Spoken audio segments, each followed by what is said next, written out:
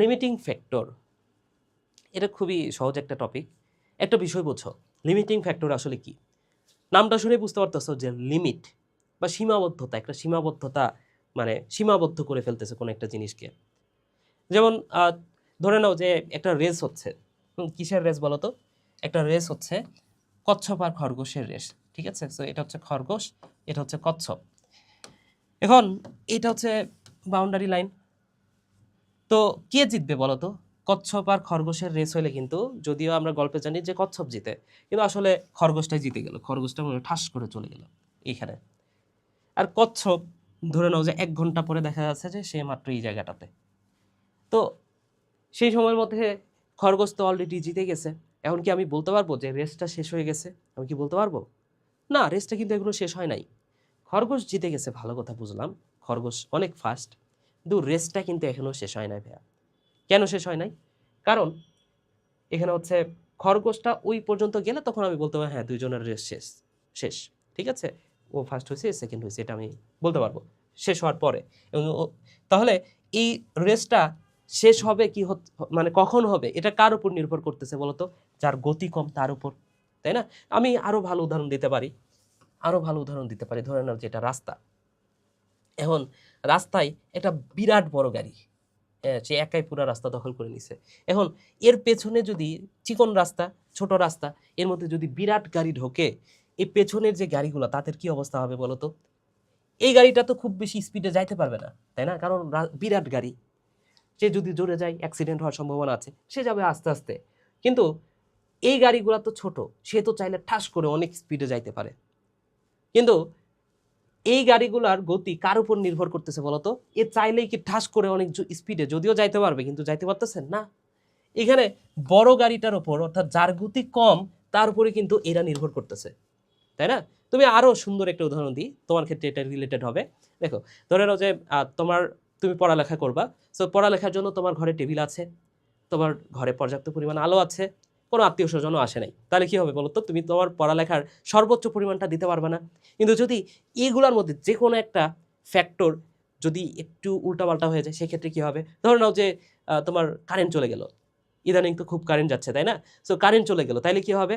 তোমার পড়ার গতিটা, মোমবাতি দিয়ে তুমি পড়বা সেই সময়টাতে, তাহলে একটু হলেও কমে যাবে না গতিটা? একটু হলেও কিন্তু কমে যাবে। তাহলে এই যে মোমবাতি, এটার উপর কিন্তু তোমার পড়াটা নির্ভর করতেছে। তখন তোমার কাছে টেবিল আছে, ভালো কথা, আত্মীয় স্বজন নাই, ওইটা ফ্যাক্ট না। তোমার মোমবাতি এই জিনিসটার উপরই তোমার পড়ালেখাটা এখন নির্ভর করতেছে। অর্থাৎ যেটার গতি কম সেটার উপর নির্ভর করতেছে। আবার ধরে নাও যে তোমার ঘরে পর্যাপ্ত আলো আছে, তোমার টেবিলেও আছে পড়ার, কিন্তু আত্মীয় স্বজন আসছে, সেই সময় কার উপর নির্ভর করবে বলতো? আত্মীয় স্বজনের উপর নির্ভর করবে, কারণ তাদের কারণে তোমার পড়ার ডিস্ট্রাকশন হবে। অন্য দুইটা ফ্যাক্টরগুলো ঠিক আছে, কিন্তু এই আত্মীয় স্বজনের উপর তখন নির্ভর করতেছে পড়াটা, তাই না? তাহলে এটাও ঠিক সেম, এই যে সালোক সংশ্লেষণের ক্ষেত্রে লিমিটিং ফ্যাক্টর। ধরে নাও যে রাতের বেলা, এবং রাতের বেলা কার্বন ডাইঅক্সাইড আছে, অন্যান্য সব কিছুই ঠিকঠাক মতো আছে, কিন্তু আলো তো নাই। রাতের বেলা কি পর্যাপ্ত পরিমাণ আলো আছে? না, আলো তো নাই, ঠিক আছে? তো রাতের বেলা সালোক সংশ্লেষণটাই, অন্যান্য সব জিনিস ঠিক আছে, কিন্তু আলোটা নাই বা আলোটা কম আছে। সন্ধ্যাবেলা ধরে নাও, সন্ধ্যাবেলা আলোটা একটু কম, তাহলে অন্যান্য সব জিনিস পর্যাপ্ত পরিমাণ থাকার পরেও সালোক সংশ্লেষণ যে ঠাস করে অনেক স্পিডে হবে, অনেক বেশি হবে এমন না। যেটা সবচেয়ে কম, যে জিনিসটা যেটার গতি সবচেয়ে কম, গতি এখানে বা সবচেয়ে কম জিনিসটা কি আছে? আলোটা তো কম আছে, তাই না? এই আলোর উপর অন্যান্য জিনিসগুলো তখন নির্ভর করবে। যেমন এইখানে এই গাড়িগুলোর গতি বেশি হওয়া সত্ত্বেও যেহেতু কাটায় যাইতে পারতেছে না, এর উপরই নির্ভর করতেছে এর গতিটা।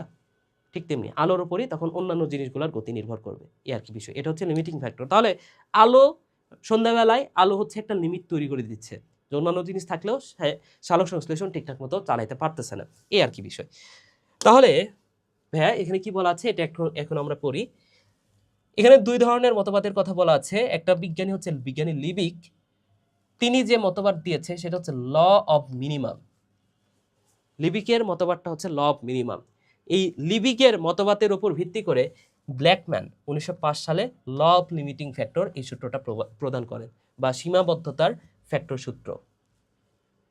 সংজ্ঞামূলক তথ্য কি বলা আছে? 30 থেকে 35 ডিগ্রি সেলসিয়াস তাপমাত্রায় সালোক সংশ্লেষণ সবচেয়ে বেশি হয়। তাই 30 ডিগ্রি সেলসিয়াস 30 থেকে 35 এই তাপমাত্রাটা হচ্ছে অপটিমাম। গম গাছে 0.15 কার্বন ডাইঅক্সাইড ঘনত্বে সবচেয়ে বেশি সালোক সংশ্লেষণ হয়। এখন যদি কার্বন ডাইঅক্সাইড অনেক বেশি বেড়ে যায় বা অনেক কমে যায়, কমে যাওয়ার কথা বাদ দাও, অনেক বেশি বেড়ে গেল, তখন কিন্তু বিষয় এমন না যে সালোক সংশ্লেষণের হার তখন বেশি হবে, এমন না। 0.15 থাকলে তখনই বেশি, ঠিক আছে? 0.15 থাকলে তখনই সালোক সংশ্লেষণটা বেশি হবে। যদি অনেক বেশি কার্বন ডাইঅক্সাইড বেড়ে যায়, তখন সেটা আর লিমিটিং ফ্যাক্টর থাকলো না, অন্য কোনো কিছু একটা লিমিটিং ফ্যাক্টর হয়ে যাবে।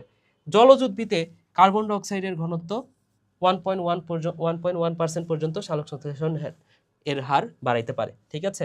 তাহলে গম গাছে 0.1% কার্বন ডাইঅক্সাইড, এটা হচ্ছে সালোক সংশ্লেষণ সবচেয়ে বেশি হয়। তাহলে ধরে নাও যে গম গাছে আছে 0.05, তার মানে কি সালোক সংশ্লেষণ কম। এরপরে 0.05 থেকে হলো 0.10, তার মানে কি সালোক সংশ্লেষণ আরেকটু বাড়লো, 0.15 পেয়ে আসলে সর্বোচ্চ। এরপরে যদি বাড়াইতে থাকো তাহলে আর পারবে না, তাহলে কমতে থাকবে সালোক সংশ্লেষণ। লিমিটিং ফ্যাক্টর, 3টা লিমিটিং ফ্যাক্টর আছে সালোক সংশ্লেষণের। একটা হচ্ছে তাপমাত্রা, আলোর তীব্রতা এবং কার্বন ডাইঅক্সাইডের ঘনত্ব। এই 3টা মনে রাখো, এই 3টা হচ্ছে সালোক সংশ্লেষণের লিমিটিং ফ্যাক্টর, ঠিক আছে? 3টা লিমিটিং ফ্যাক্টর আছে।